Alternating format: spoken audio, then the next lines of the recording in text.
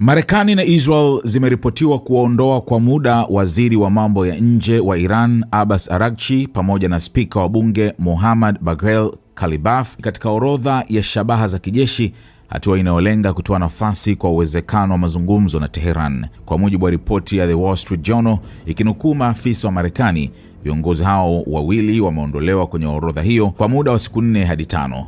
Hatua hiyo inaonekana kama ishara kwamba utawala wa Rais Donald Trump uko wazi kwa mazungumzo, ingawa maafisa wanaonya kuwa uwezekano wa kufanikiwa ni mdogo kutokana na tofauti kubwa za misimamo kati ya Marekani na Iran. Wakati huo huo, Iran imewaeleza wapatanishi kuwa makubaliano yoyote ya kusitisha vita lazima ajumuishe pia kusitishwa kwa mapigano kati ya Israel na Hezbollah nchini Lebanon. Kwa mujibu wa vyanzo vya kikanda, Tehran inasisitiza kuwa suluhu ya vita inapaswa kuhusisha pia kumalizika kwa mashambulizi dhidi ya makundi washirika wake katika eneo hilo.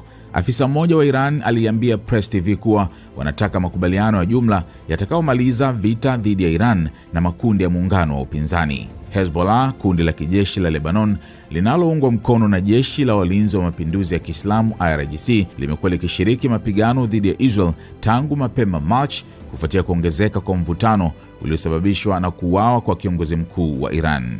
Kwa upande wake, afisa mwandamizi wa Marekani amesema kuwa kupunguza shughuli za makundi washirika wa Iran na kulinyang'anya silaha kundi la Hezbollah ni mambo muhimu kwa ajili ya kuhakikisha amani na utulivu wa kudumu katika Lebanon na ukanda mzima. Hata hivyo, licha ya dalili za diplomasia, waziri wa mambo ya nje wa Iran Abbas Araghchi amekataa wazo la mazungumzo. Akizungumza katika televisheni ya taifa, amesema sera ya Iran ni kuendelea na mapambano. Kwa sasa sera yetu ni kuendelea na upinzani. Hatuna nia ya kujadiliana, alisema Araghchi, akiongeza kuwa kuzungumzia mazungumzo katika hali ya sasa ni kukubali kushindwa. Pia alizungumzia hali ya mlango wa Hormuz, akisema kuwa uko wazi kwa mataifa rafiki, lakini umefungwa kwa maadui wa Iran. Hakuna sababu ya kuruhusu meli za maadui wetu na washirika wao kupita, alisema, akiongeza kuwa Iran imehakikisha usafiri salama kwa meli za nchi rafiki.